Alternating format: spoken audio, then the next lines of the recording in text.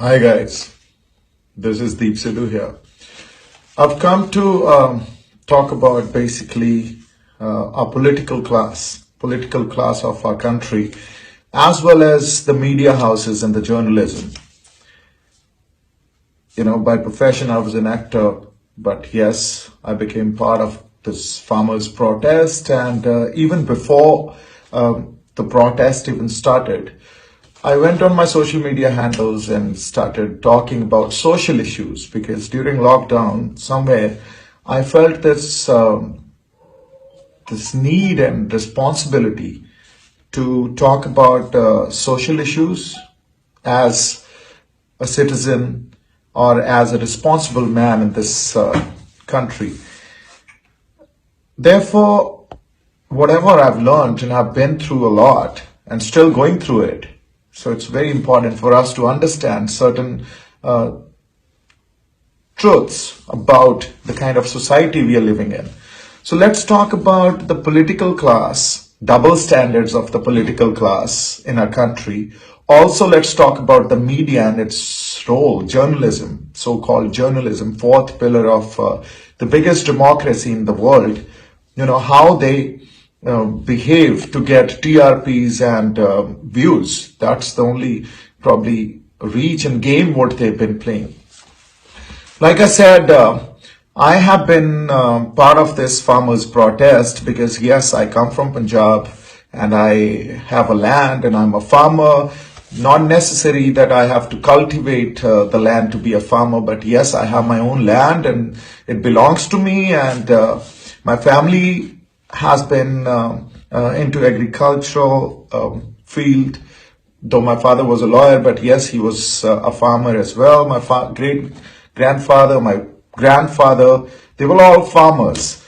So that's how my sense of belonging is with my land, my village, my people, Punjab, and the country. So what I wanted to talk about, that it all started when we started this agitation, farmers agitation. The first day which I think we've called and then the protest started, that was 25th of November. Not 25th of November, but 25th of September. 25th of September, there was a protest in Punjab all over. We were protesting, but the biggest protest happened, or where everyone came and then became a part of it, that was Shambhu Morcha.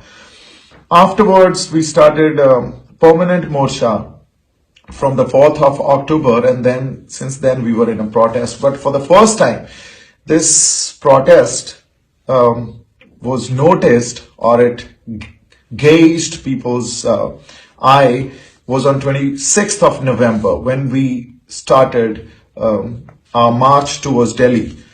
On the 26th of November, all of you have seen one video where it had gone viral.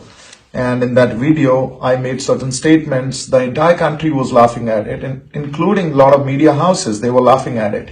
But first, I want to talk about the political class, and then I will talk about the media.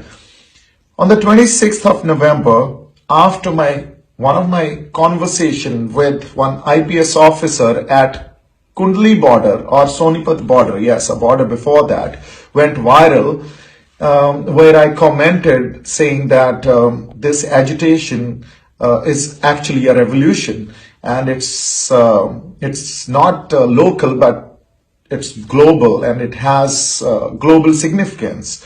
And it will also have an impact on the entire geopolitical system of this country and South Asia. So just see where we stand today. See, how bigger, in a way, mass agitation it has become. And still, if you guys are not recognizing it. But since I was talking about political class double standards, on the 27th of November, Indian National Congress shared my post on their official page and said it is a revolution. Why? Because all these political class or the parties always see some kind of opportunity, and that's how they start talking about it. I got a call through one of my friend who lives in Jaipur I can give all the details, saying that, I've got a call from Congress High Command. Would you like to meet them? And I said, no, I don't want to meet them because that's not my aim and focus. So that went away. Aam Aadmi Party, second political party. Before I came to Punjab in September, they were in touch with me. They wanted to meet up and I did not show interest. So they went away. BJP offered me to join the party during Mr. Sunny Deol's elections, and that was last Lok Sabha elections, and I refused to even join them because that was not my aim and focus. Why? Because when I was in Punjab, what I actually felt is that in such a democratic setup, where so much of diversities are there, biodiversity, cultural diversities, what we need is a strong federal structure. And that's why I started questioning the existing unitary form of government. Nobody understood it. And what is a federal structure? The Constitution says it, that we are a federal system.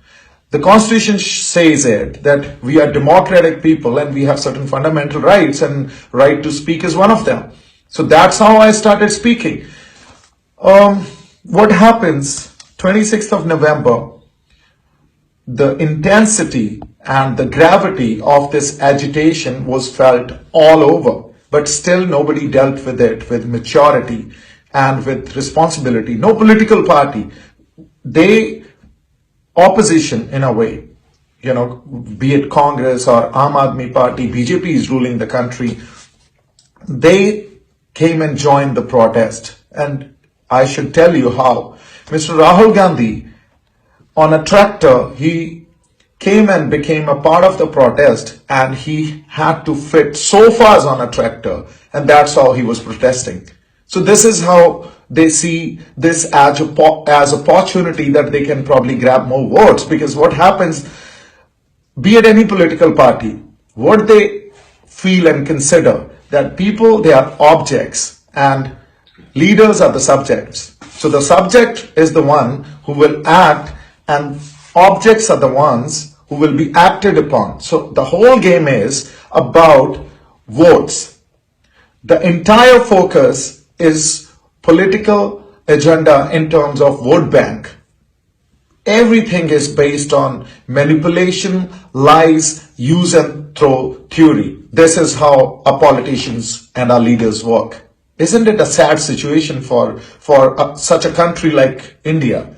So that's what I started pointing out, and they started probably looking at it differently,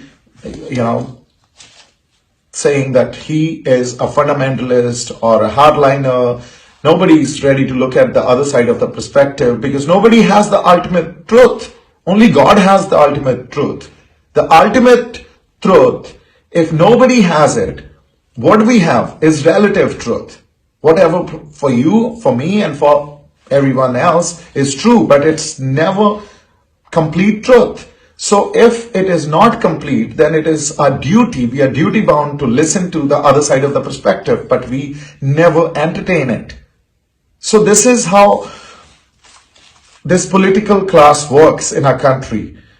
What happens, the government which is in power, the other side of the parties or the opposition, so-called opposition, they look at the issues.